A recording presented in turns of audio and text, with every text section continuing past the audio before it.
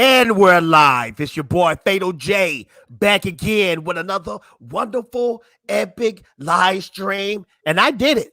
I did it. I got a celebrity in the building. Yes, sir. Comic book writer Paul Jenkins. And guess what? Some of you out there, and it's only a small fraction, you might not be sure who I'm talking about, but trust me, you don't read the comic books. You don't see the TV shows he's written. It's a lot of stuff he did. You didn't realize he was behind it. Paul, introduce yourself to the people. Hey, Jay. How you doing, buddy? Hey, everyone. Nice to looked up together. So this is Claudius. He's hanging out for the duration. Ask him difficult questions, Jay. He's all over it. You know? All right. People coming up in here. We got 5 people up in here. Smash that like button because this is the thing right here. YouTube hates me, but this is the thing. You like me. So when you smash that like button, it will invite more people in here. Let's see who we got up in here. We got the Phantom Menace. He says, some of you, I was alone when you said that. Oh, okay. Sorry about that, man. We got my boy Chris Caron, a.k.a. the original Jedi. He says, greetings. Greetings to you. Thank you very much. Benzo, one of the most awesome moderators in the world. How you doing, my friend? I'm glad you're here. Nerdy, thank you for coming, my friend. Stoked for this. I'm stoked, too, because I got a bunch of questions. I'm going to really break it down right here, Paul. This is why I'm so excited, because you have did something so magnificent that I don't think people really just think about. I know you do it for the love of writing, but do you realize that you get paid for your freaking ideas? You get paid for thinking. Have you ever just laid in the bed and just said, I get paid for my thoughts? Well, I do. There are times when I'm not just a writer. I work in game design. I work in film and television, so I get to direct. Awesome. I get to do a lot of different things, and obviously, I'm very grateful because, as I say, if you love what you do, then you never work a day in your life, right? Exactly, and I'm trying to get there. I'm trying my best to get there. Stogie, how you doing? Hey, I saw the live stream that I missed yesterday. I was supposed to be there, but Stogie, I'm glad you made it. Philip Stevens, I'm glad you're here. This is going to be a good one. I'm going to be asking them questions, and you might see Paul hand reach on the other side and grab me by the throat and say, hey, man, can you stop talking about that, please? I'm going to get in trouble. We got Apollo Patriot in the house. He says, hell. I say, hell back. Greek mythology, and I love blue women. Okay, Apollo Patriot, this is the thing right here. What is up with you and blue women? Like, I understand if it's some blue women out there, I can understand. Me, I'm a Star Trek fan. I like green women. Okay, so me and you got a little beef going on. But Mr. Paul Jenkins, the most amazing comic book writer known to man, or one of them. I want you to answer this question for me and let everybody know. I want you to flesh your muscles real quick and let the people know how long you've been writing comics. How long you been in the game? Well, I've been in this business. I actually got into this business when I was really young. I came over to America and I met a couple of guys that had a black and white comic book, and it was the Teenage Mutant Ninja Turtles. So I've been in this business since November of 1988, so 31 years. And 88. Yeah, I was really young when I started. And that's awesome though. 88. Now, that's interesting because I was reading your bio. I did my homework, okay? I didn't know you until up to when you got with Top Cow Comics. That's when I started recognizing you. I didn't even realize I was reading all your works. I was reading all your books. But what really stood out to me is when I read The Agency. Yeah. Now, that was your own creator, own thing, right? Yeah. Yeah, The Agency. Yeah, go ahead. We're going to get to that later. I want to talk about right now, I seen in your bio, and this blew my freaking mind because the 1990 Ninja Turtle movie changed my freaking life. You worked with Mirage Studios? Yeah. Yeah, so I started working with Mirage in 1988. At the time, we were in a tiny little hole in the wall in Northampton, Massachusetts. We had an office that was really tiny. And, there were 3 of us. There were 3 people. There was myself. There was a guy who was really responsible for licensing, and there was his wife, and she was the office manager. So there were three of us trying to get stuff done. Kevin Eastman and Peter Laird had sold the rights for the show. It was beginning to get made, and we had some artists around that worked as freelancers. And the next thing you know, the thing exploded. I mean, it was really getting big. And so you was there. You was there when they created the volume 1 of the Turtles? No, because the volume 1 was created by the two guys before. Yeah, because I know they backstory, because they borrowed a lot of money to make that first issue. That first issue was supposed to be a one bam, thank you, ma'am. Yeah. It was supposed to be one issue, right? Yeah, it was supposed to be one issue. I mean, they borrowed money, right? Yeah. They borrowed from Kevin's uncle Quentin, who I ended up working with him for a little while. So they borrowed, I think, something like $3,000, which is quite a lot of money. And that paid for the first print run, and the print run went crazy. So they ended up doing, a few more individual comic books. And those first comic books were not the way that you know the Turtles. They were really violent. They were, it wasn't the kids version. I mean, Paul, it was a really cool trust book. me. I tell everybody. You know. I tell my wife this. She don't believe it. She thinks the Turtles are harmless and stuff. I said that first issue and the first Ninja Turtle movie, because the first Ninja Turtle movie really stuck with the first comic book, and they was violent. I tell everybody that first comic book, that first movie, they was cussing in that movie. The kids were smoking cigarettes in that movie. They really stayed close. And this is my thing. If I could ever get my hands on an issue 1 Ninja Turtle comic book, because that's my favorite comic book of all time. How much would you pay for it? How much would you pay for it? I'm going to tell you, if I had the money, I would get it. But I don't have the money, because I seen the pricing of one recently. It's up there. How much was it? I think 10,000 won't even get you the first issue. That's right. Yeah. That's right. It won't. Yeah. And see, when you was working there, did you grab anything? Like, did you grab some issues, or did you know you were sitting in greatness at the time? Or was you there when the greatness was there, when it came to the Turtles?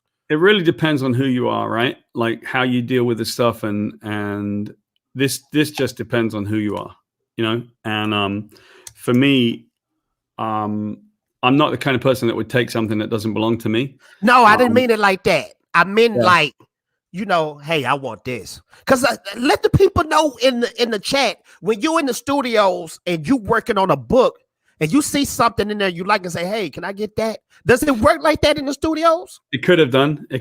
Certainly back in the day, I was in charge of the toy cupboard. And so that was one of the things I sort of had to do, because no one would do it. And so we would get about 10 versions. Every time that we made a new toy, we would get about 2 cases of it.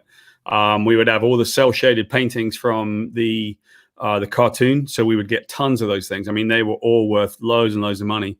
And to be honest, I never took any of them because that's not mine. It's just not the way I am. I don't care for it. And I understand. So many people would come in and try and take things and as if it was theirs. Really? Yeah, a lot of times people would do that, and I didn't like it very much, and so it's just not me. I don't do that.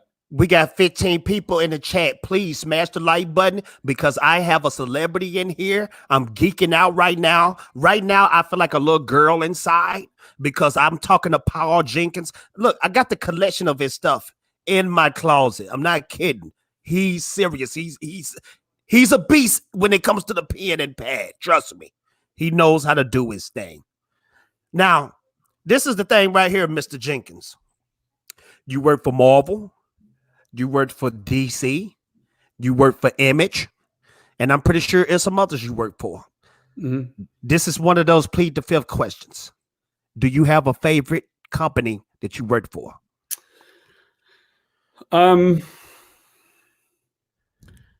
Yeah, I suppose I could. That's not a plead the fifth question, because I've enjoyed working with lots of different people. It just really depends on the time, right?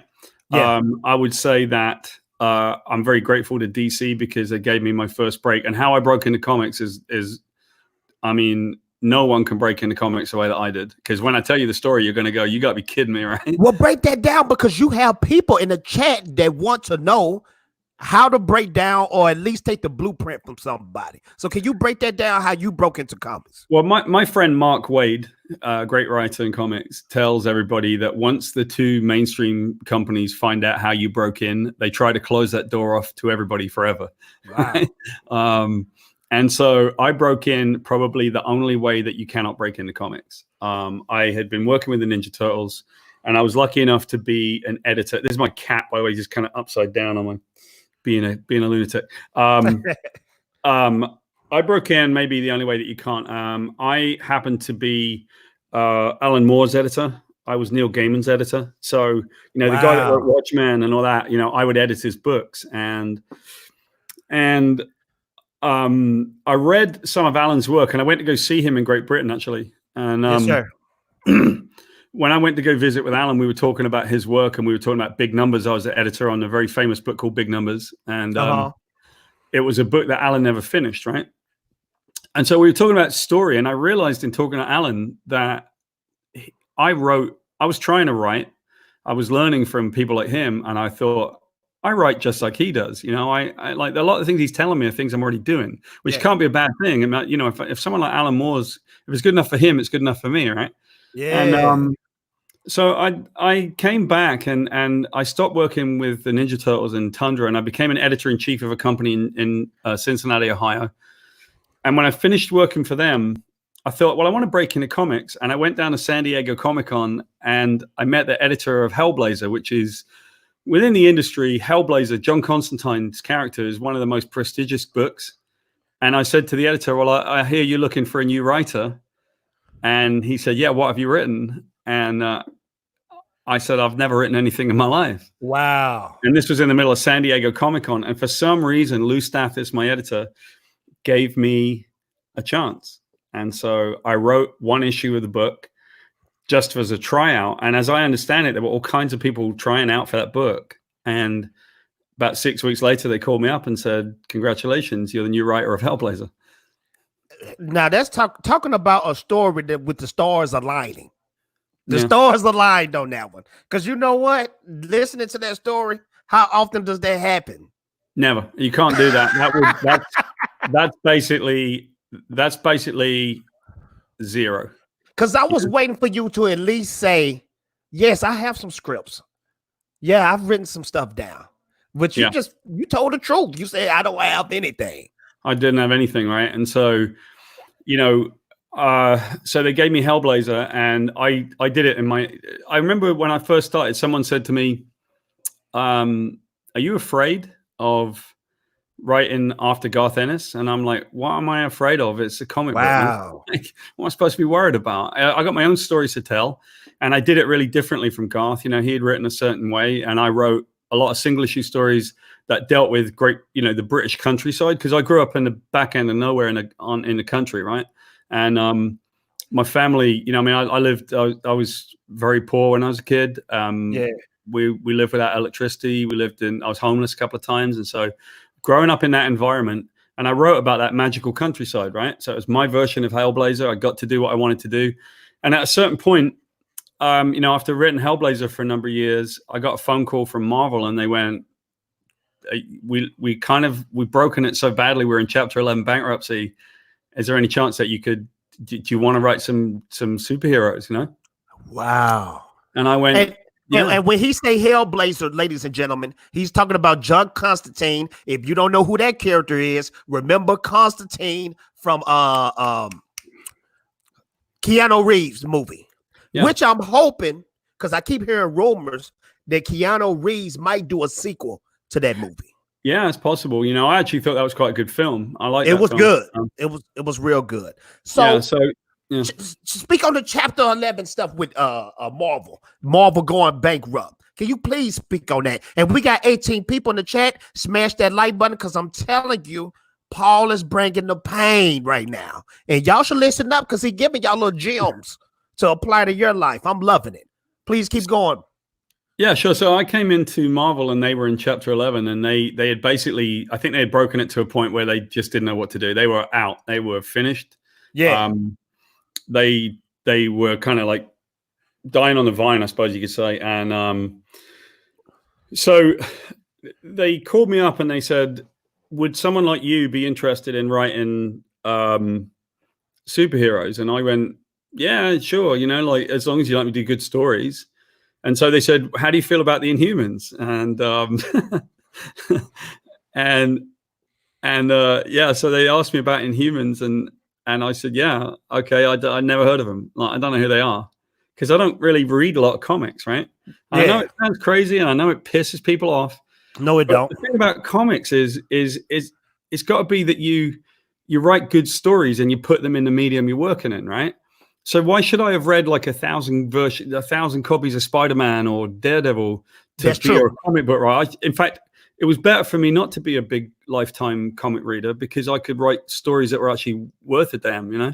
But Paul, you don't feel bad about that because I'm the same way. I love comics, but I'm picky about what I read. Yeah. I don't have whole runs of Spider-Man or Witchblade or Darkness. I'm really selective when it comes to certain issues. Yeah. Because when you have a whole run, like let's just say you got 1 through 100 issues, you mean to tell me that whole run is flawless? It's no way. It's no way. So I wouldn't feel bad about that because I tell people like that all the time. I'm a comic book reader, but I'm very selective of what I pick up. Well, I feel bad in the sense that sometimes I think it's difficult for fans to hear because the difficulty would be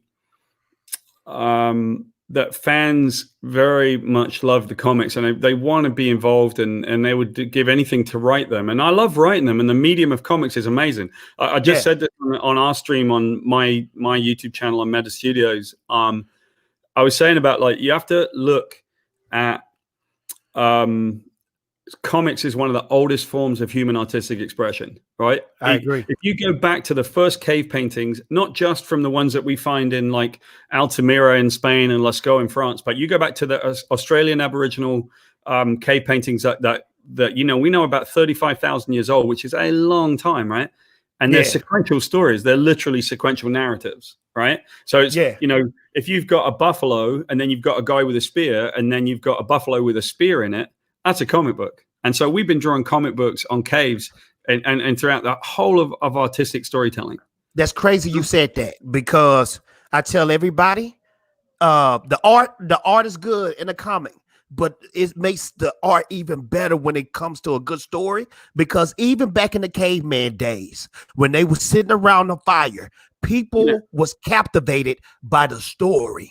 You know, because if you got a good story, you can imagine everything that's in your head. When you're reading a novel, you can see the whole world in your head. And to answer Apollo Patriot, you wanted me to ask him, what do you think about the New Warriors? He just said he doesn't read that stuff. Well, I've done New Warrior stuff. It's weird because I ended up doing, I've got lots of like cool stories about it, you know. So one day I was at Joe Quesada's house and I was in New York and we were busy we had done really well with Marvel Knights, right? So we had done Inhumans. I mean, by this time I had written The Origin of Wolverine. I had written Spider-Man for 6 years. I had done the Hulk and I'd rebuilt a lot of this content, right?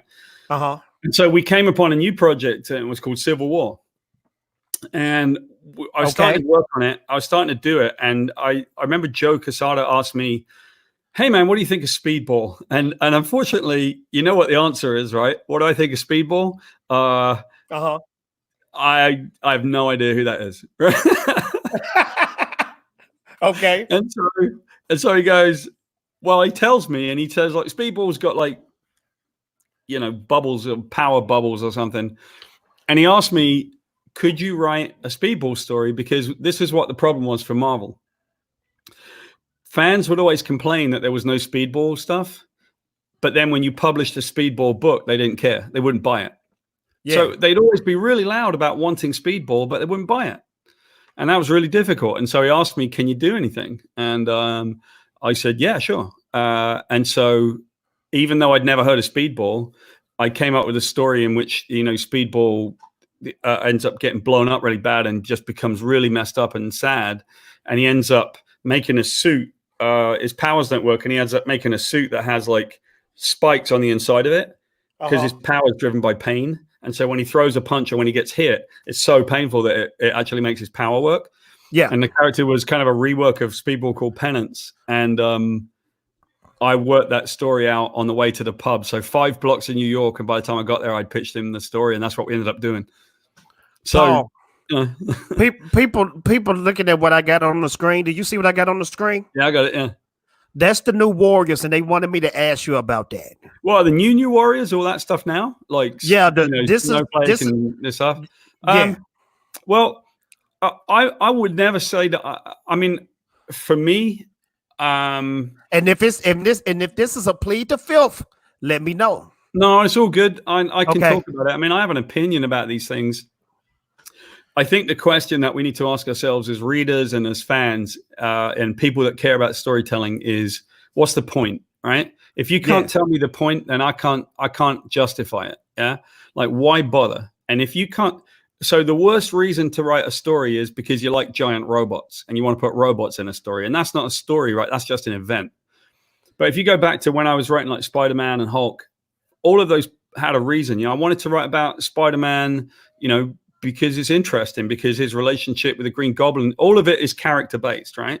Yes. So when they come out with a new Warriors and a new thing, and I will say that the kind of the number ones, you know, like every new number one every year, every 12 issues they reboot, and because they think the sales are going to go better.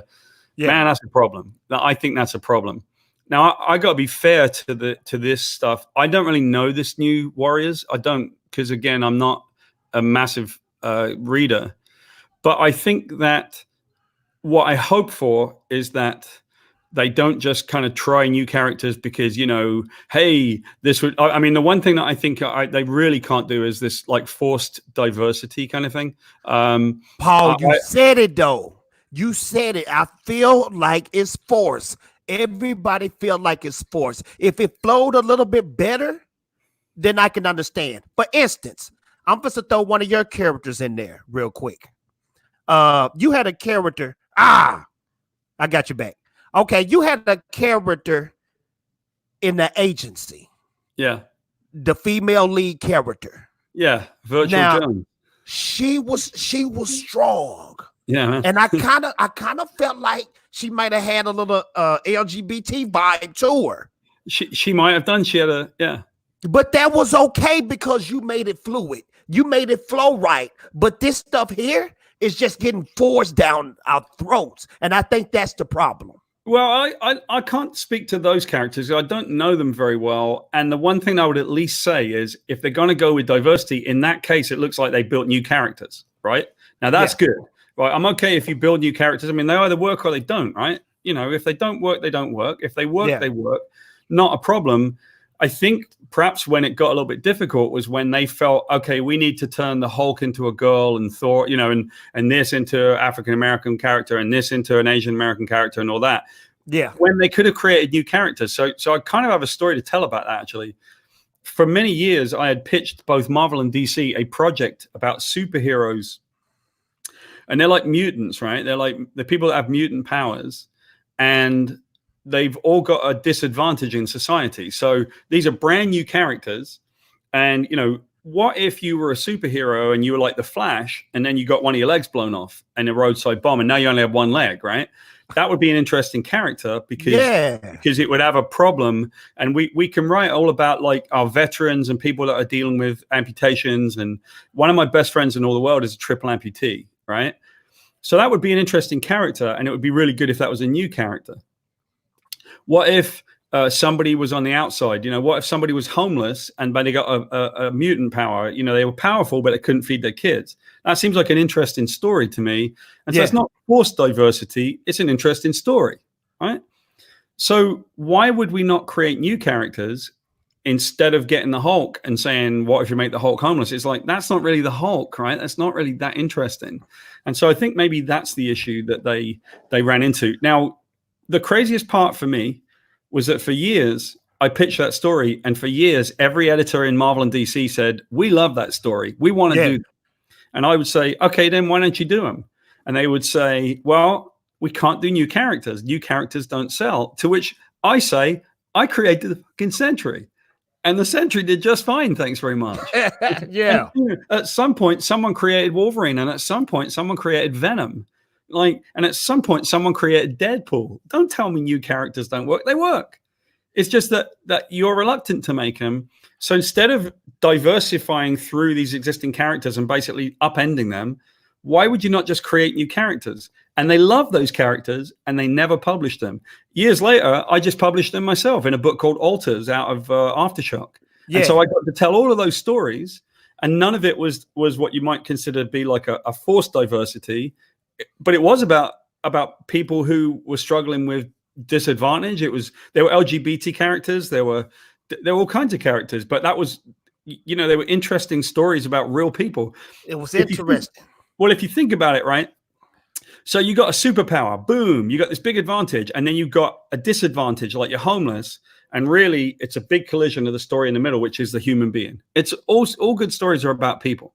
And so that's what I can do outside of the mainstream sometimes, but I think in the mainstream, they stopped doing it, The Gospel according to Mark with a C. I'm glad you're here. He says, why is that so hard to put into action? The audience is there. We got Fandom Minutes. New characters work if they're good or even bad. Deadpool was crap in his first appearance. That's true, because the first Deadpool that we got from Rob Liefeld, and I love Rob Liefeld. I really do. He's awesome. But his Deadpool that he invented is not the Deadpool we got now. But that was still a new character at the time, and they tweaked it, and now everybody love him. I don't understand that myself, Paul, where they can't take a chance on new characters, especially, and this is leading into my next question, with the comic sales going down. Now, can I say that, or I'm just an outside person looking in? Is comic sales doing bad right now?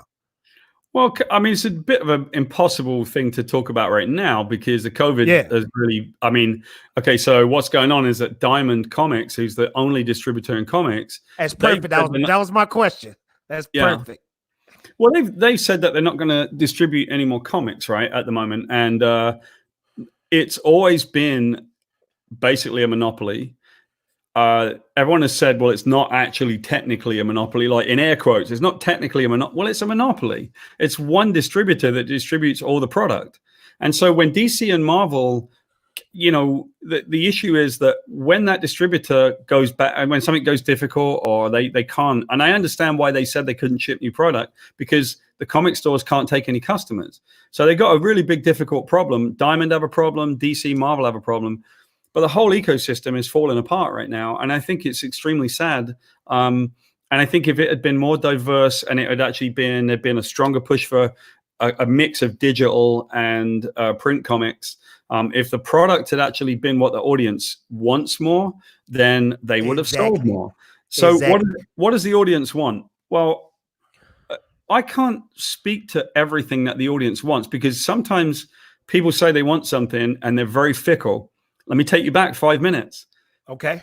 They said that they wanted Speedball constantly, and they never would buy Speedball. So they would say, we really want Speedball, but they would never buy it. So they don't want it. They're just really loud about, a few people are really loud about wanting Speedball, right? So the publishers can't just react to publishing Speedball all the time. They can't. They lose their shirt because no one ever buys it. Yeah. So the core fundamental reason for doing these comics ought to be great art and great story first, and everything else is secondary. Like, forget the crossovers and the marketing. Well, when I came into Marvel, they were in chapter 11 and they were that close to chapter 7 bankruptcy. They were going out of business. And so what they needed was for us to just write good stories. And that's all they let me do. They were like, whatever that wizardy shit is that you do, go do it. So I did it. But you, okay, Paul, you moving so fast and dropping so many good gems. I want to slow it down real quick. You said you believe that they should drop good art and then good stories first? Well, it has to begin with good art and good stories, right? Because that's the eye grabber, right? That's what grabs your eye. You see the art, right? Listen, I maybe we'll put it like this, right? It's sort of almost like part of my college lecture. Honestly, if you have a story, and this is sort of a thing that you probably should think about, if you have a combination of good art and good story, right? So if it's good art and not such a great story, or it's great story and good art, which one do you think you'll remember? I'm gonna remember the great art first. Don't think so. Don't think it works that You- way. I think you're going to see. I think you're going to see the great art first, and then be disappointed that you got a poor story, right? And eventually, that's true. That's definitely true because I got a lot of books in my collection where I got great art, but the story was horrible. Right. So now you've got them, but I would never pick up good story and bad art. Well, it's what you're going to because the art is like clickbait. It's like clickbait. If I'm walking in the comic shop and I say, oh, his head is exploding off of his shoulder, let me pick that up. Yeah. You know, and the bonus is that the story is good too. Chat, help me out if I'm not making good sense right now. Because I know I got a writer. I got a writer on the stream, and I shouldn't be saying that, but I can only tell the truth. I'm like you, Paul. I can only tell the truth. Well, plus you should have. There's no one's opinion is correct. I have an opinion. You have a correct opinion. I've never thought that anybody's opinion was correct. It's their opinions. That's good for them. Yeah. You know. Fandom Minute says either or. Valiant and Image in the 90s are a perfect example. Valiant had all the best writers. Image had all the best art. And both sold like gangbusters. Mm-hmm. Interesting. Very interesting. But what would be the best thing you could do? How about good art and good story? And that's the point, right? That's the main goal. Yeah, I didn't, I didn't even say it differently. I said that the core should begin with good art and good story. So you look at my situation at Marvel. I got to work with Mark Buckingham on Spider-Man. I got to work with Andy Kubert on the Wolverine Origin. I got to work with Ron Garney on the Hulk. I got to work with Jay Lee on the Inhumans and the Sentry. And man, these are incredible artists and they're great storytellers. And I kid you not, they didn't even look at us. They just went like, go do it. We have no idea how to do it. We broke it so badly. Go do your thing. I never got edited. Can I ask you a question? When you write a book, is the artist already like appointed on the book? Like this is going to be the artist, or you can say, hey, I want him. A bit of both. Oh, okay. I was lucky enough that Mark Buckingham was already assigned on Spider-Man, and that was perfect for me. I mean, my work on Spider-Man with Bucky was amazing. And then I got to go from Bucky to Humberto Ramos, so that wasn't bad, right? Who was your favorite artist? Who's my favorite artist? In which way? In all ways.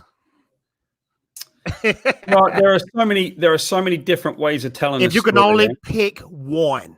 If I could only pick one artist to work with, can I tell you mine? Yeah, go on. Jim Lee. Okay. Jim Lee. I have different criteria for what makes. Okay, Paul, I understand you in the industry and you don't want to hurt any feelings. I'm just to read Mark's comment. He says there are parents out there like me who are waiting to introduce our kids to stories that are published in the spirit of the golden age of comics. Great concepts and adventure. Yeah, I can dig that. Mm-hmm. He says stories that challenge the imagination. Yes, sir. That's what I'm talking about. Right. That's what I'm talking about. Do you think that's going? Or that's one of them plead the fifth questions. Do you think that's going of that type of content? The golden age of comics content. Well, do you think these companies, and I didn't say any companies' names, but do you think these companies are on a whole nother direction? They don't care about the golden age of comics. I can never intuit someone else's opinion, right? I can't speak for anybody else. I can speak for me, and I think everyone can speak for themselves. What do I think about it? Yes, sir. I feel that I've been part of comics history a few times, right? I've been involved in the Ninja Turtles. I came in when they wrote the Creators Bill of Rights in Tundra. We paved the way for Image Comics. I mean, our publishing company was literally the guide that created Image Comics. There's no doubt about it in my mind, right? Yeah. I went to Marvel in bankruptcy and ended up being part of a little thing called Marvel Knights. Marvel Knights. I have been involved in and I wrote the origin of Wolverine, did Civil War. I've been involved in a lot of these things, right? And so when I came to Marvel, they had so broken what they had that they had no choice but to let me just go with it. Go do your thing, right? And at that point, I wrote stories that were just core character stories. They really got to the core of Spider-Man. We wrote Spider-Man, we wrote a story called The Revenge of the Green Goblin, in which Goblin kind of understandably realizes his son's a mess, like Harry is a mess. Harry. And he looks at Peter Parker and he realizes that's the guy that should be my heir. That's the next me. And if I can get him to kill people, then he'll become my heir, right? He'll have finally killed someone. And so the Goblin messes with Spider-Man and just takes his life apart until the two of them are punching each other out in a warehouse. And then they sit down and the Goblin says, either I leave this warehouse or you do. If I kill you, you're not worthy. And if you kill me, you're a killer. And that's when you're going to become what I need. I love the layers to what you just explained that story, because I saw it in my head when you was talking. Who are your inspirations when it comes to being a writer? Alan. I mean, I learned a lot from Alan and Alan Moore. I was really impressed with the way that Alan wrote and how he thought about story. When I grow up, like when I get older, I want to look like Alan, like grow out a long beard, grow out my hair. Because I mean, he looked like one of those guys that doesn't care about anybody's opinion. Alan doesn't care, and I'm actually similar. You can see the vibes off of him. When I watch videos on Alan Moore, you can just see it coming off his body. I don't care what people think about me. This is what you're gonna get from me. Take it or leave it. Yeah, that's Alan.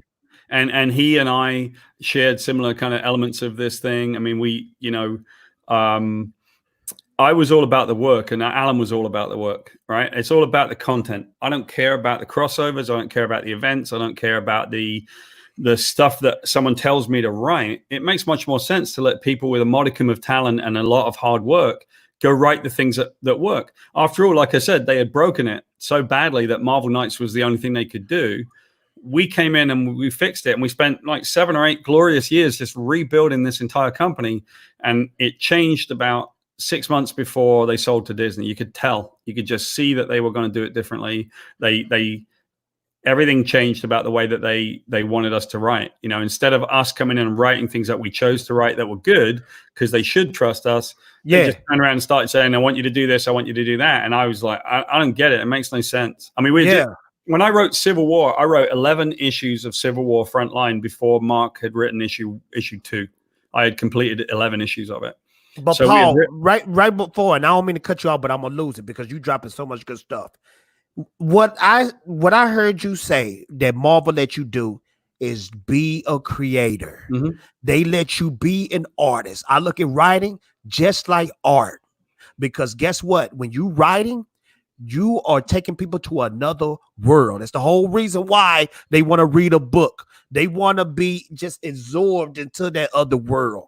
And I think that's where they messed up. They got back on their feet again and started saying, hey, you do this, you do that, and you're not letting people be creative. Then it's just a job. Like what you just told me in the beginning of this live stream. You said you're doing what you love. But when people start stopping that flow, that's when it sucks. And then it's a job. At a certain point, I was writing Spider-Man. I kind of remember it pretty clearly. I was writing Spider-Man and I was doing Spectacular. And they called me up and they told me about some Captain America crossover thing that I needed to put in. And I couldn't make any sense of it. I had said to them, guys, I don't know if I've ever done this before. Like, I may not be your guy, I'm about core stories. It changed very strangely in 2002, maybe 2003. Bill Jemas, who was the publisher, had up to that point told everybody, write good stories and we'll sell them. And all of a sudden, Bill decided to tell everyone what stories to write. And you sort of went, okay. Now, he never told me what stories to write. But he did tell me, well, you got to write 5-issue collections. And I was like, I don't get it. Like, why? Why 5 issues? Well, you're writing for trades. Well, what? And so when I started with Humberto Ramos on Spider-Man, Bill said to me, they said, well, we want a Venom story first. And I'm like, oh, okay, I can do Venom. And so I wrote a book called The Hunger, and it was a really good book. It came out pretty well. And then they said, okay, we want Dr. Octopus. And I said, great, I like Dr. Octopus. That's a great character. So I did that, and then I wrote the Lizard. And then they said, well, the second movie's come out. We want another Dr. Octopus arc. And I'm like, I just wrote him. I want to write another Dr. Octopus. I got like 1 million stories to write. Yeah. And they were all about me working on Dr. Octopus. And I just went like, I don't get it. I don't understand what you're asking me for. Do you have more fun writing a character already created or your own character?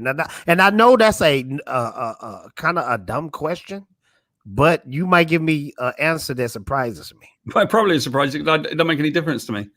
Like, okay. Yeah. Okay. I mean, I love writing my own characters, but sure. But I mean, I love creating stories that move people's emotions, right? So I could care less if it's mine or someone else's.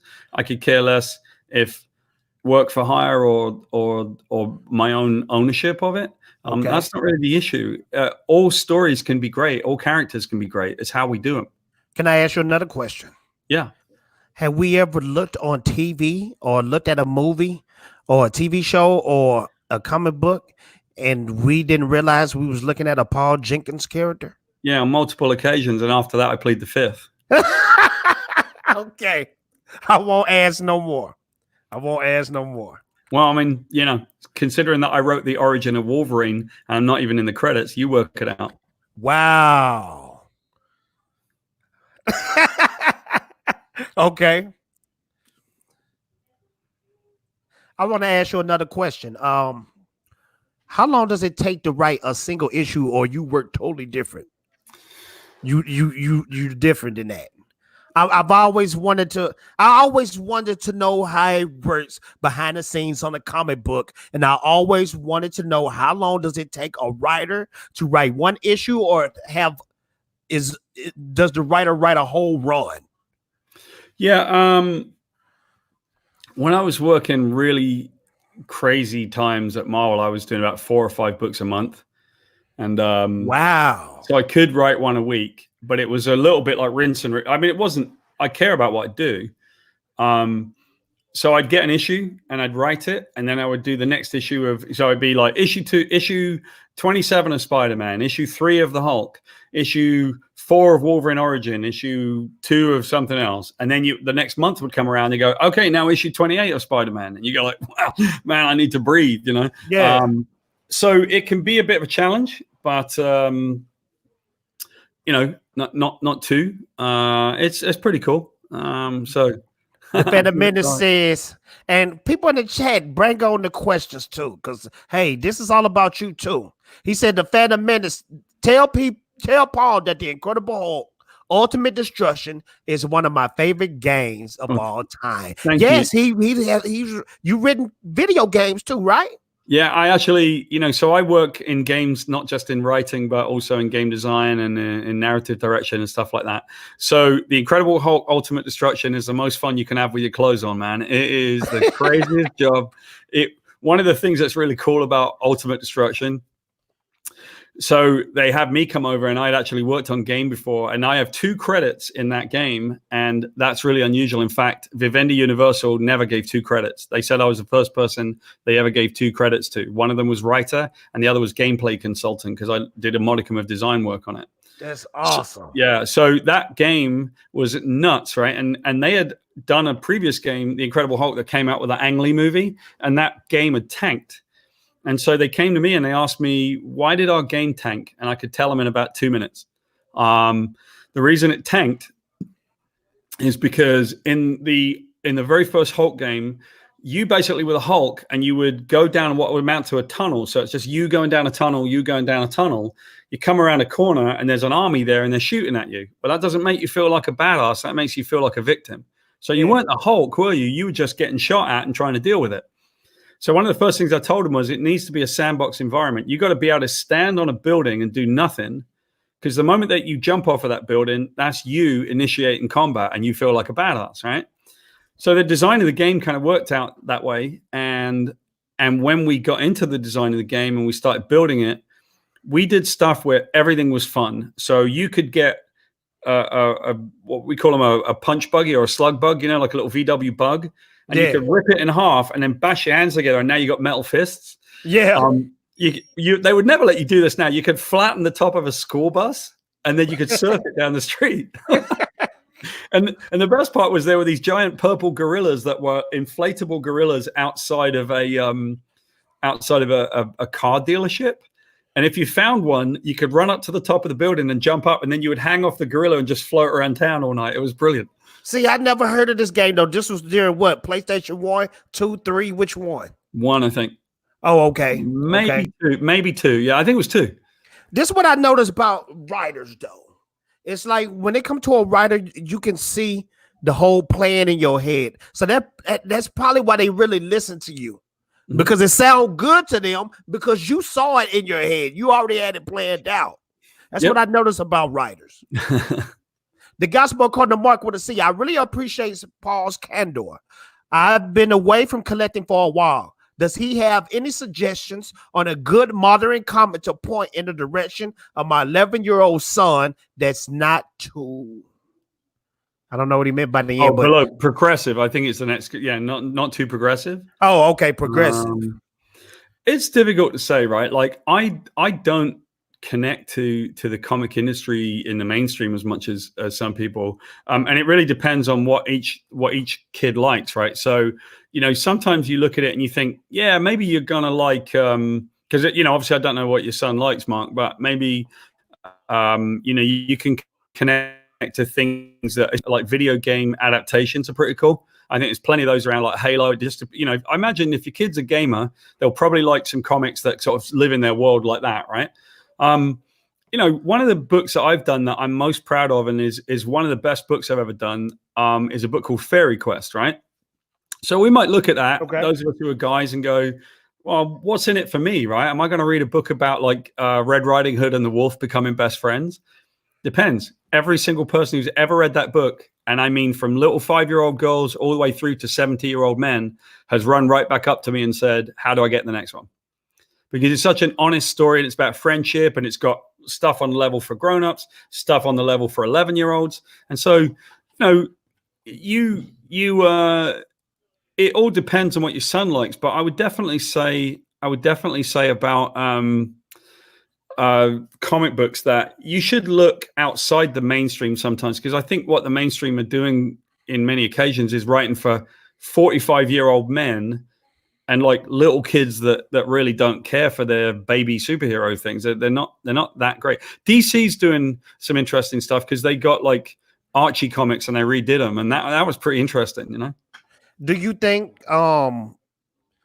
they should have a division just for the kiddie stuff? Yes. And then a division for Yes, they should. They should have a dedicated division that makes amazing content. But the problem is, I feel that they often just go, let's do mini superhero stories like Baby Hulk, and it's like, no, write original characters and do really cool stuff. What's the target audience though for comic book readers? 35 plus, isn't it? It's like middle-aged men. Okay. Because the high school kids, high school on down, are they really picking up the comics now? Or they're more interested in the movies? Well, they would pick up comics if they were interested in them, right? They would pick up anything if it's good, you'll buy it. And so I think they would pick them up if we could sell them properly. And we have a bit of a struggle because the direct market is so difficult, isn't it? Yeah. Man, this hour went by quick as freak. I want to ask you a question though. I have a million of them in my head because I'm telling you, I'm hyped that you're here. I want to ask this. What would you suggest to a rookie that's trying to make a career out of comics? What would be something like a summary? You don't have to go detail with it. Just give us a summary of what they need to do. Run in the other direction. Now, why is that? Why is that? I might not be the best person to ask because I'm not a lifetime comic guy, right? I'm not. I work in film. I work in animation. I do video games. So I'm a novelist. Yeah. So I'm not just a comic guy. And a lot of the people that work in comics, a lot of the writers and that are like lifetime comic fans, right? And so they've read loads and loads and loads and loads of comics. And I don't know if that's the healthiest thing to see. You know, Yeah. it might be better if people like. One thing that always kind of amazed me was that I would work in comics and I would have very few editors that were qualified in the English language, right? And I'm like, you know, that don't make any sense. You know, like, why aren't we, if we're going to edit my stuff, like, considering my own training and everything that I went through to become a writer and creator, it seems to make sense to me that we have a modicum of understanding of how language works and how pacing works and framing and all the things that I care about. So maybe my issue is I cared too much, right? Like, I figured that people would understand that. But, you know, in that business, there's not a lot of people that are actually qualified to do it. They just do it because they're big fans of it, you know? Yeah. And this is what I noticed too, when it comes to great writers, I notice they have their foot in different things. They don't have their eggs all in one basket, because I forget the name of the guy. I know his name starts with a P. He wrote Babylon 5. Yeah, Joe Straczynski. And he wrote one of the best stories I've read ever. In Top Cow, Rising Stars. Okay, cool. Yeah, I love that. I love that comic. But I noticed with him, like, he's not a comic book artist, a comic book writer, right? No, I don't. You don't have to be. You have to just understand the medium, right? Yeah. You have to try to understand the medium, and you have to care about good storytelling. So Joe Straczynski is a guy that knows how to tell a good story, and he's done it in television, and he's just done it across the board, right? Do you consider yourself just a writer? Okay.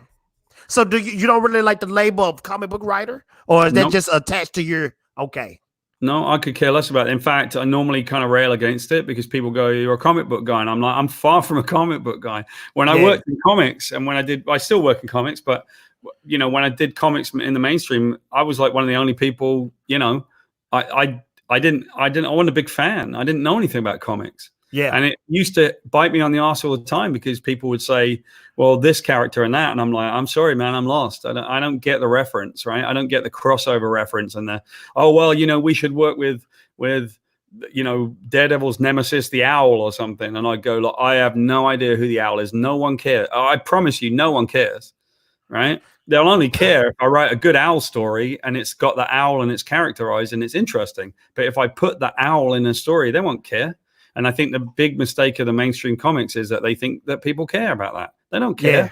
They are very vocal and they say they care, but it goes back to that Speedball thing. Yeah, they say they care, but they don't buy the books. Stogie ask him about the Go Ninja scene. Oh, Go Ninja, Go Ninja. I think he's referring to the fact that I was on the set, obviously working on the film. Oh, really? On the part 2? Yeah, I was on that set, and I was there when we were filming Vanilla Ice doing Go Ninja Go. Yeah, he was. I bet that was fun, though. Well, it's kind of a weird day because all the women on set, you know, I was going to say all of them, but a lot of the girls were sort of like, "Man, Vanilla Ice is coming. He's a famous, you know, singer, and wow, we can't wait to meet him." And after a day, they were like, "Get this jackass off my set. He was the worst human being I've ever met. He's a butthole. He was an asshole. He just did not. He was the worst person. He drove around the set all day in a golf cart with a bouncer either side, and one guy would drive, and he would drive a remote control car around the set and crash it into stuff. So I had Brian Henson's group, the Creature Workshop, you know, the Muppet people, Jim Henson's son, Jim Henson. Yeah, they came over to me at one point. They're like, he just crashed into the Creature Workshop. He crashed his car into them and smashed up a bunch of their stuff. He was like the worst, most annoying person. Then we got onto the actual bit where he was working. And and we already at Mirage Studios, we were like, this is awful. That second movie, we rejected just about everything. We said, no, it's not approved. No, it's not approved. And all they did was put the movie out anyway in violation of their contract. And it was really difficult, but Vanilla Ice, when he finally got to filming, he's sort of like sitting around there and he's doing his thing, and he couldn't remember what he was supposed to do. He could never remember the words to his own song. It was ridiculous. Really? And so, yeah, it was nuts. And so then he goes, he goes away, and we all go out to dinner that night. And I used to hate the dinners because they would spend ridiculous amounts of money on dinner. Yeah. And I hated it because I just a poor kid, when I was young, and so I hated the $1,000 bottles of wine on the movie budget and all that crap. And we sat there, and I never forget Tom Gray, the head of Golden Harvest, a production company, sort of looked at me, and he looked at everyone around the table, and he's so Vanilla Ice, huh? And I'm waiting because I'm watching all the people, and I think they're in terror because they're like, do we say, yeah, he's amazing? Or, oh my God, he's the worst person that's ever lived, right? And so one of them goes, yeah. And he goes, yeah, we should make that kid, we should make him a star of his own movie. And everybody went, yeah, I agree. That's not what they wanted. They hated him. Yeah. And I'm just sitting there like drinking wine going, get me out of here. Just trying to get drunk as possible. I seen that Vanilla Ice movie, and that was probably the most horrible thing I ever witnessed in my life. Yeah, that's great. I love it. Since you told me all of this about Vanilla Ice, now I don't feel bad about Suge Knight, the owner of Death Row, holding him upside down over a balcony to give him his royalties. There you go, right? Like, good. He should, right? Like, he needs a wake-up call at some point. He didn't kill him, so, oh, well, Oh, man. And you know what? If he was like that, if he was that much of a butthole, then karma has hit him like a ton of bricks right now. You know what I mean? I suppose so. Because I think he's going through a battle mentally because of the Vanilla Ice persona. You know what I mean? Yeah, but I mean, let's look at it this way, right? Okay, that was a long time ago, man. That's 30 years ago, right? So I'm not exactly going to hold it against him now. I mean, he's grown up, I hope, and he's a different person, I'm sure. Yeah, that's true. Back then, he was a kid that everybody gave everything to. And you look at some of these other kids, like Justin Bieber reminds me of that, because when he was a kid, he was a child star. And so they just gave him everything and ended up being a real idiot for a long time. But after a while, he wasn't such an idiot. I think Justin Bieber started trying to work out, who am I now? He started trying to do things differently, and he's married and all that, right? So, we all do stuff that we're not quite as smart about when we're younger. Paul, that's true. That's true, because a lot of people give a lot of flack to the NFL players and athletes and all that about how they blow all that money. But you have to remember, these guys are in their early 20s and they're multi-millionaires. I know if you would have gave me multi-millions in my 20s, I will be somewhere with a crack addiction. And I don't even do drugs. You know what I mean? Yeah. Yeah. So you're right, though. It's all about growing up. I would have bought like 20,000 guitars, I think. Yeah, crazy stuff like that. You're right. Yeah, yeah. Okay, let me ask you this. Okay, you have written a slew of books. And hello, Sean. Oh, we got some more people in here. Sarah, how are you doing, Sarah? I saw Sarah here. I thought I did. Yeah, I see a Sarah. Sarah Boyd. Thank you for coming. She says, hi, everyone. Just getting caught up. Looks like I joined at a good time. Yes, you did. I told you. Didn't you see the thumbnail? All the secrets will be revealed today from my friend Paul Jenkins, the incredible writer. Sarah's very familiar with all the secrets because Sarah is the CEO of my company, Mirage Studios. So, well, how you doing, Sarah? I knew she had a new face. I've seen her face before on Twitter, though. But yes, this was the question right here. When it comes to all your works, do you feel like it's one of your comic books or books, period, that you think needs improvement?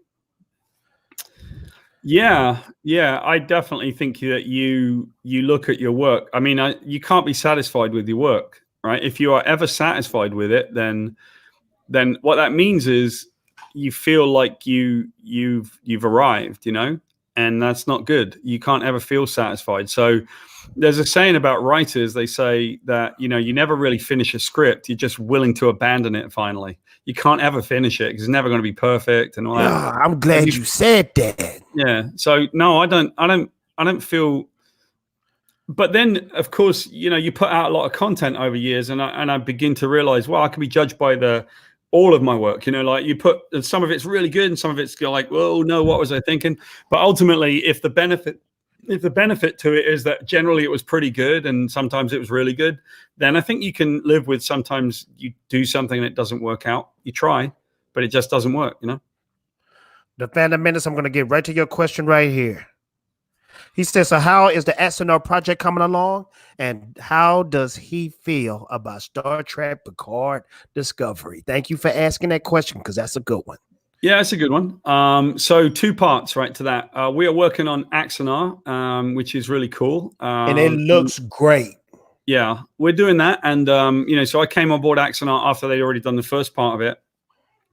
And I met Alec Peters, the guy who had, was behind the first Axanar. And, I thought that it was really amazing that someone had just by the bootstraps in whichever way possible had managed to make this project. Like, how did you do that? That was really good, right? It was a fan film and it looked really good. And so I got to talking with Alec and he asked me, if I would be interested in coming on board and being part of it, right? So that was cool. And, once I got on board, the next thing that I did was to come on as the director because, we were very interested in like making it better. He even said to me, I want to recreate what we did. And I said, I want to be better even, there's no, it's subjective, so there is no better. But, we worked really hard on that project. And then one of the things that we took out of it, and this is something that's new for us. I know that Stogie and Sarah are both on this stream. So maybe they're capable of sharing stuff with you, Jay. But we actually just recently filmed a comedy as well on the bridge. So we're doing a comedy called Warped. And it's basically about the worst ship in the fleet. And the premise behind it, which makes me really happy, is what if a guy from South London got his own ship in the future? Right? Okay. He'd be like the worst captain ever. And so, so it's basically a ship full of a really bad crew, run by a South Londoner, and they're on the very edge of space, and they're like basically making first contact with people. And they've just given up on the rules. They don't care about the rules anymore. They're just like having sex with as many aliens as they can and just basically mess around. So it's a funny little thing. It's a great project and we're editing it right now. You a Star Trek fan?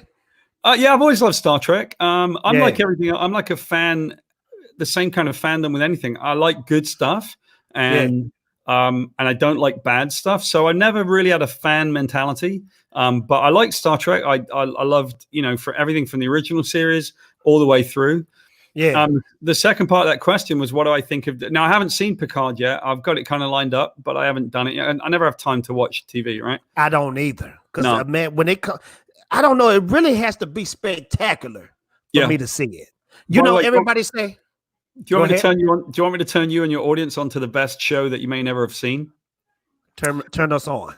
Have you ever seen a show on Netflix called The OA? OA. Watch The OA. You'll love it. It's amazing. It's incredible. The OA. Yeah. Okay. Brilliant. So I see Fan Minister saying Warped is like Red Dwarf. Yes, it's just like Red Dwarf. It's basically the worst crew in the fleet. And they're terrible. So the second part of that question that you asked me is, I can't speak to Picard, but I can speak to Discovery. It's all subjective, right? I like Discovery. I think it's great. I don't see any issue with it. Yeah, I do. Yeah, I think it's really good. I'm not a fan mentality, so I don't care about the different look of the Klingons. Yeah. I will say that I think at times there are 2 things I don't like about Discovery. I think at times it was changed for the sake of change, and that's never a good thing, right? So part of the whole thing about changing the way the Klingons looked, they just wanted to put their stamp on it. It's my Klingons. And it's not your Klingons, right? It's the fans. It's like literally the world's Klingons. So why would you change the way that they all look? That's not the best idea, right? Yeah. But if you get past that, which is easy for me because I could care less, right? I just want good stories and good storytelling. I found that, so I don't have a dog in that fight. I don't care about whether the Klingons look that different, but I understand why people are frustrated when they do. The second thing is that I think in the second season of that, it started you'd get these really convenient sort of plot twists where they would just they would say, this happened. And you go, I didn't see that, or someone would arrive at a point and it wouldn't be a really, it would be like, that's pretty convenient. Like you arrive and now suddenly everything, I don't think they had a mystery story, but I don't think they wrapped it up very neatly. It wasn't as well thought out as I like. Now, that being said, there are some things that I think you have to appreciate are pretty tremendous about that, right? Yeah. Number one, I think the main character, I think she's a good actor. I really do. I think she's tremendous. And I don't see why anyone would have an issue. The black lady that played Michael Burnham. Michael Burnham. I think she's a great actor. She's a great actor.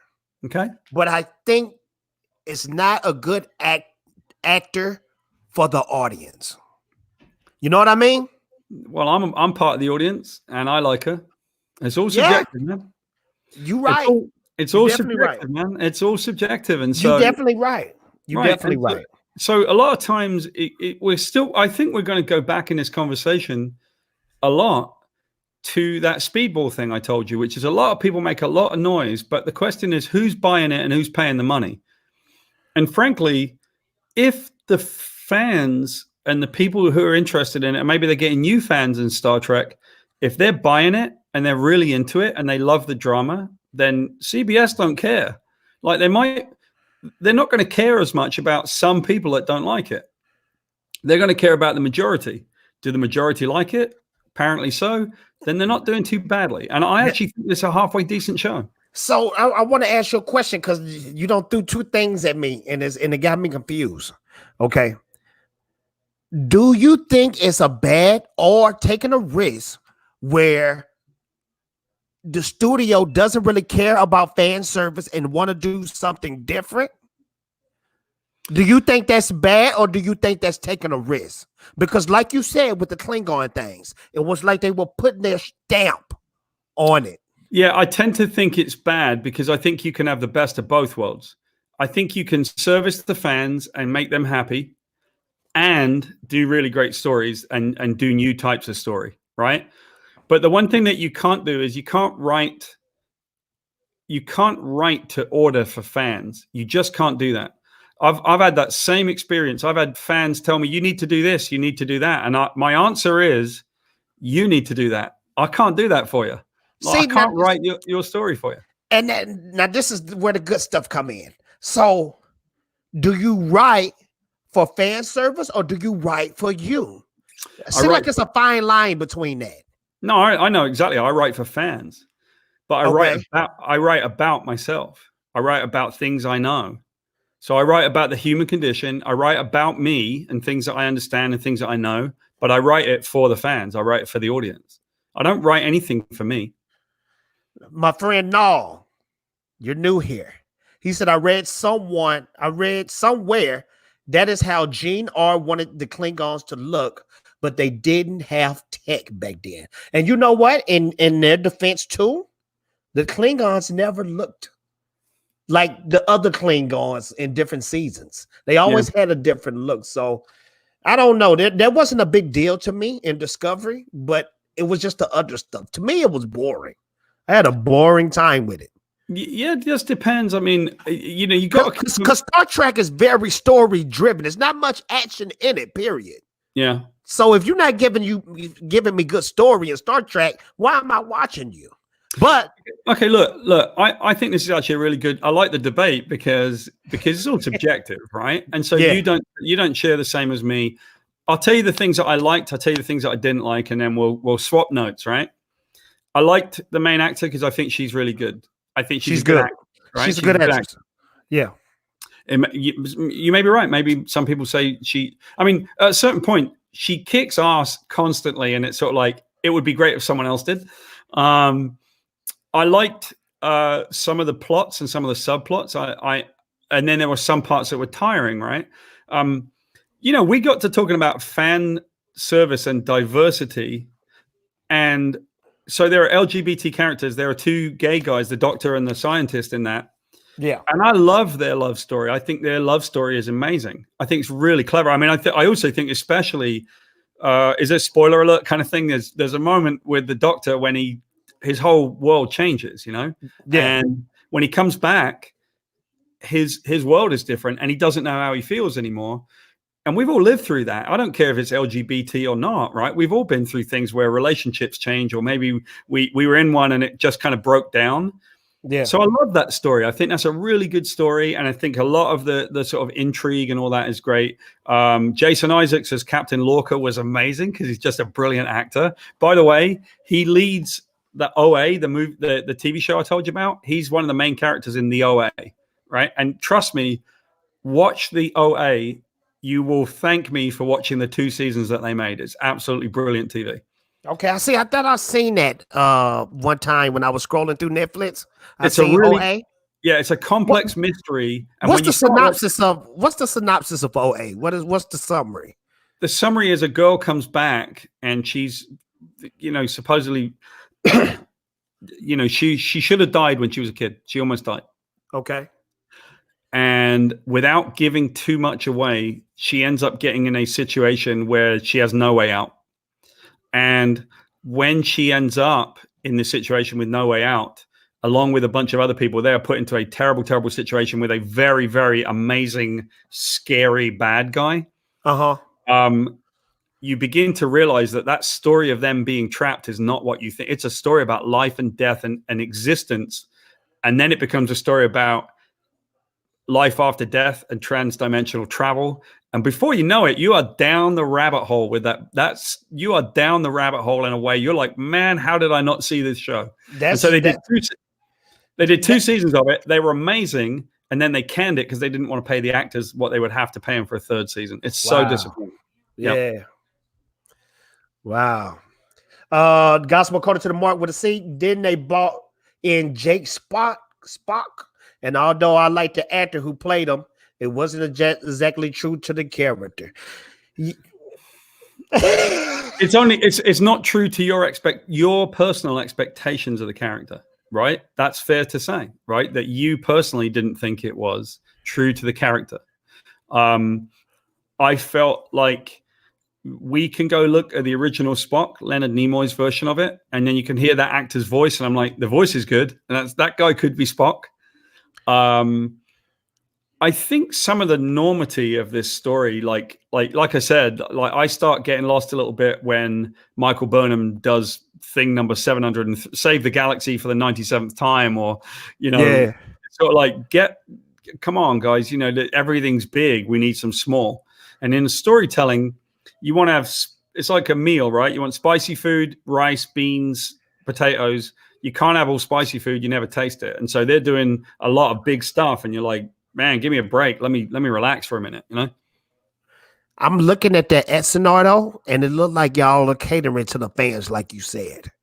This looks like this is going to be the one, and I'm loving it. And you guys must be putting some big money into it because the CGI is looking magnificent. Yeah, it's looking magnificent. I mean, I'm all down for it. If I need to pay for it, I'm paying for it. I want to see this. And since I'm seeing that you writing it, that's incredible. That's incredible to me. I need to see it. Quick questions. Who is your favorite superhero? I obviously have a soft spot for the Sentry. Which is your character. Okay, that's understandable. But I think maybe of the ones that I've written, probably Spider-Man, because he's the most like me. So I identified a lot. I could see a lot of myself in him and him and me, the way I wrote him, at least. And that's funny because when you hear people say my favorite character is this and this and this, it all goes back to who they relate to. Yeah, because a lot of people. That's why people love Batman, because they can relate to him. Yeah, there's a story that I wrote. I used to write a lot of single issue stories, and I wrote an issue. It was issue 35 of Peter Parker Spider-Man. And I don't know if you can run the internet as we're talking, and you can find the cover for issue 35 of Peter Parker Spider-Man. But the idea was, it was a little kid, and little African-American kid, and he's got a bad situation. He's living on the bad end of town. His dad's dead. His mom's a drug addict. But his uncle and his aunt really care for this little boy.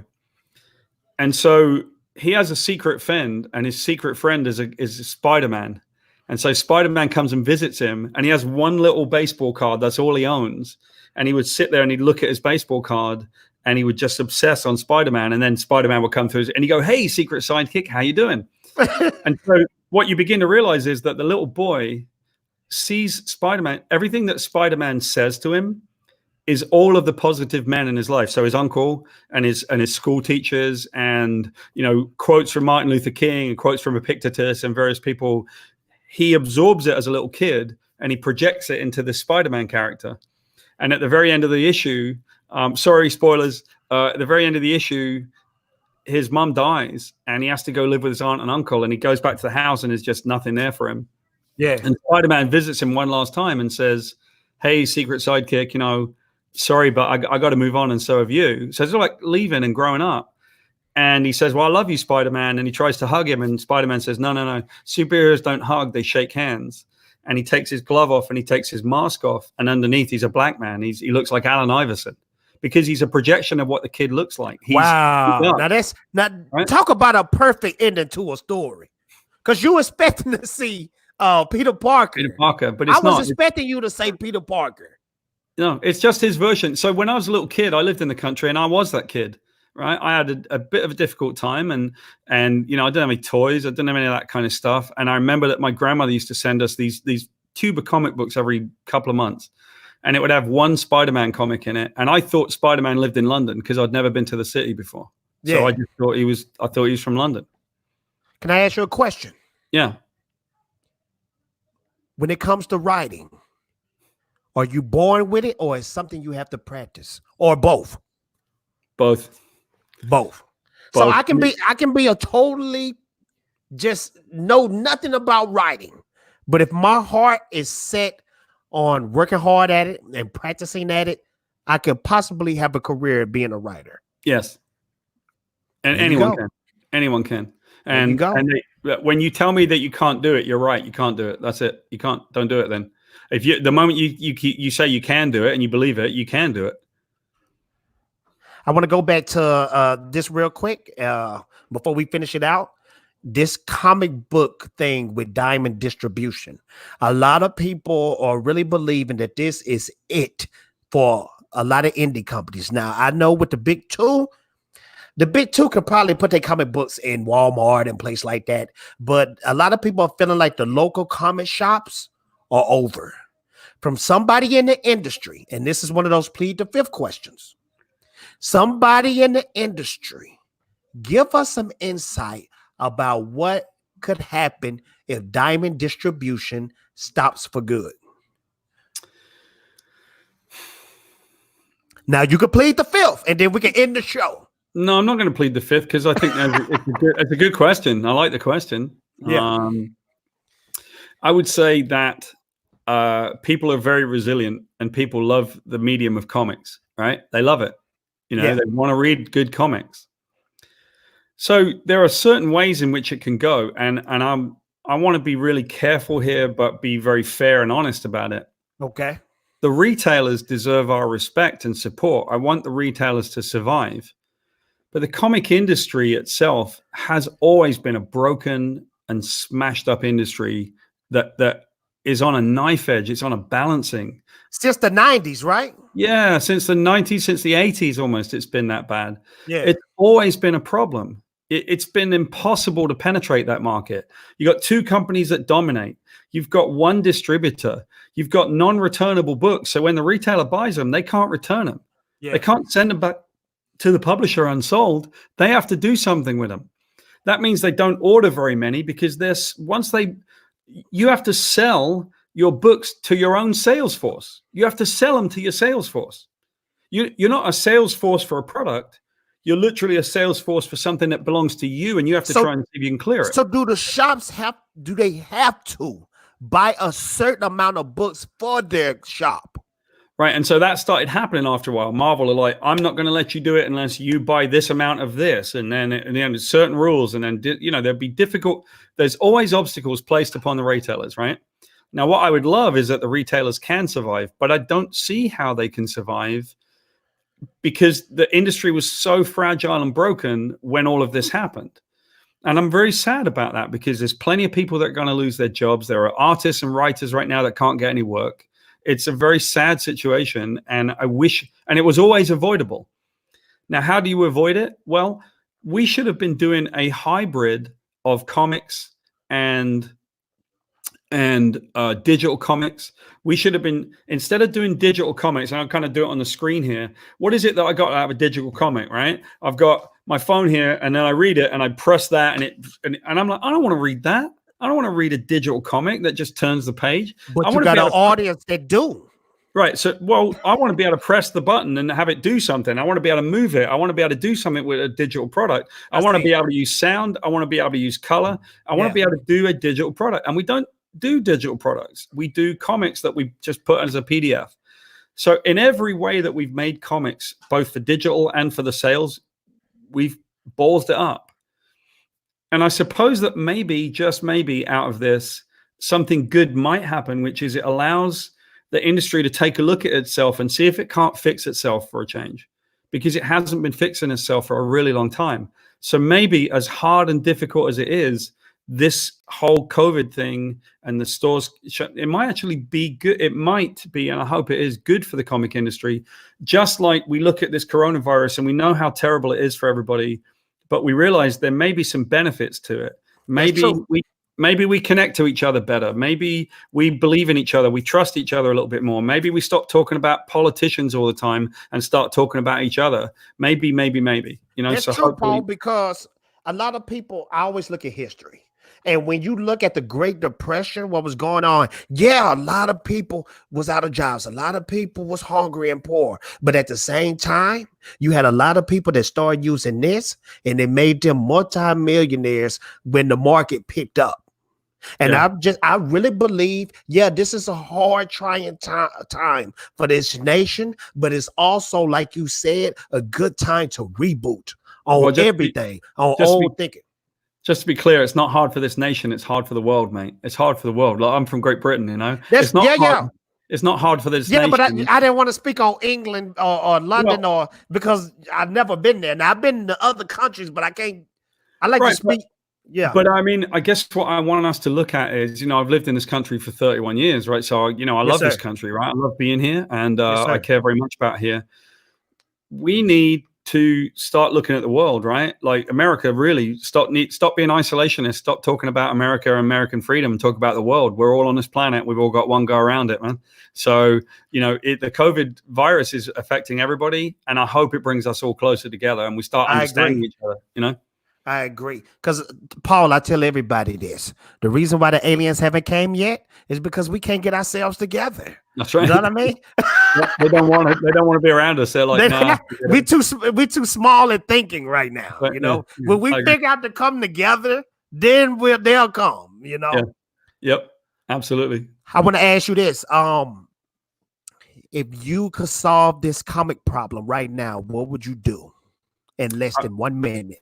What could you do to save the comic industry? You've done it before with Marvel now. What would you do to save the comic industry? I would make myself the editor-in-chief of and publisher of one of the big two. There you go. Are you shooting for that? No. Are you gunning for that? Man, I got other things to do in my life. Well, I'm going to tell you this, Paul. When Jim Lee does it, I think it's possible for you. It sounds like you're the man of the plan. You're the man with a plan, you know? When I came in, right, when I came into comics, especially at Marvel Knights, they had broken it so badly. It was as broken as it is now. Yeah. And they went to me and they said, we don't know what to do. Go do that thing. And I went and did it, and it worked, right? So my answer to your question is about as simple as it gets. How would you fix it? I don't know. Let me be the editor-in-chief of one of those two main companies, and I'll probably fix it for you. Perfect. PJ, thank you for coming in and blessing me. Paul, if you don't like bright lights, then I must warn you to close your eyes right now, okay? Go for it. And here we go.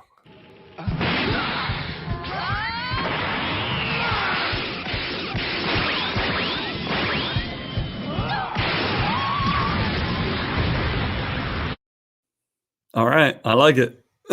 Orville Nation with the $5 super chat. He said, sis, after last night on Paul's channel, make sure you ask this chap hard questions, Fatal. I've been breaking the pain, and I'm surprised he answering all my stuff, because I gave him the right to give me a plead the fifth, and then we wouldn't talk about it. He only did the plead the fifth once on me, PJ. So it's going well. But we first to close out. I don't want to hold you too long. I could ask you a million questions, trust me. Because trust me, when you was with Top Cow, I was reading all your stuff. I was enjoying myself. I still feel like the agency could be a dope anime show or a movie. I love those characters. I even like the part where she plucked out her eye. I haven't read it. Say, I read your stuff, man. Yeah. I thought that was a Always love the agency, man. I love the agency. You might be right. Maybe I'll bring that project around. I'll talk to Sarah and we'll see if we want to develop that one out as a show. Because this is the thing. The big thing now is strong female characters. She was a strong female character. Right. I liked her. I want to see more of her. Yeah. I know she's somewhere in here, you know? She is, man. And I love that character. She was great. I mean, I think one of the things that you may have questioned about whether or not there was an LGBT thing, which I'm quite interested in. Number one was that she had AI living inside her because she was a virtual character. And that character was a girl and was kind of really flirty with her. So that was kind of cool. She was a cop, right? A detective?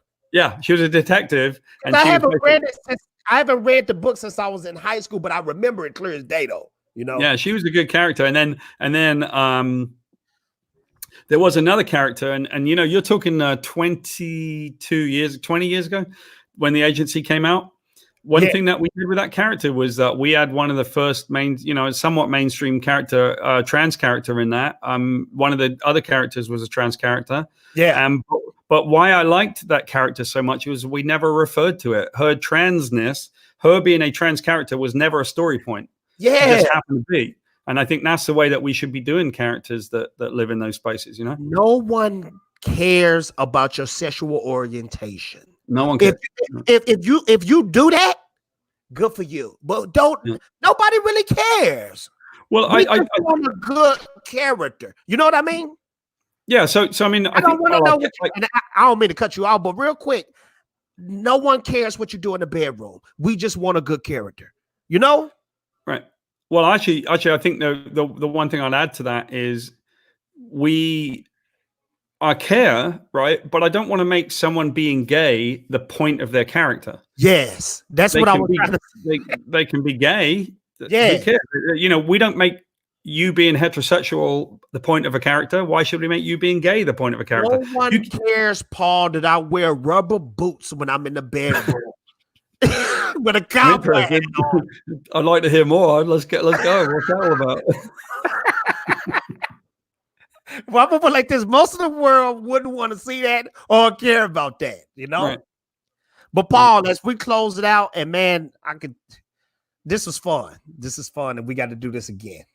As I close out, what do you want the world to remember you as? Like, let's just pretend you're dead, and on your tombstone, what do you want written on your tombstone? Now that whatever's going to be on that tombstone is what people are going to remember you as. Well, I've always said that on my tombstone it should say, "Here lies Paul Jenkins. He ate when hungry and slept when sleepy." All right, that's pretty much. But what do I want people to remember me for? An innovator, a true innovator in true cross-media storytelling, because very few people do it. I happen to build in every different medium. I know we talk a lot about comics right now, but really what I have to offer is the ability to work from game to film to animation to comics to novels to augmented and virtual reality storytelling, mixed reality, variable realities, and everything in between. And so, I'm gonna just summary that up. He gets paid for his freaking thoughts. Ladies and gentlemen and children, if you're watching, anything is possible because he has done the impossible, where he used his brain and people pay him for his ideals. That's perfect. That's perfect. And as we close out, thank you so much for coming. Orville Nation, thank you for being here. Benzo, thank you. Shellback, Peter, who else in here? Sarah, Nala White, Mark with a C. Thank you so much. And I know I'm leaving somebody out. Subjective Reviews, Nerdy, thank you so much for coming out. And as I leave the show, I always do something stupid. So I'm going to do it like this. Go, gang.